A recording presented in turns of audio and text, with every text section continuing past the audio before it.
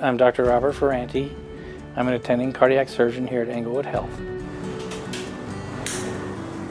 I originally thought I wanted to be an orthopedic surgeon, but when I learned about the heart, I said, forget the bones, I want to operate on the heart. I think patients are able to sense that they're talking to somebody who cares not just about their heart, but about them and whatever their circumstances are.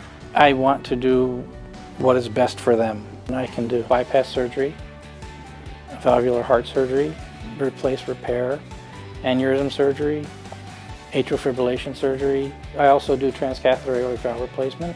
I'm involved in the MitraClip program and also in the thoracic stenting program. So those are all minimally invasive options. When I was a resident, I had a very valuable experience, and what it taught me was to be honest with my patients, even if it's not what they want to hear. It allows people to confront whatever issues may be out there. It allows them to make plans, and that stuff all matters. Almost every day I learn something new from everybody, anybody, a tech, a patient, a nurse, my partner.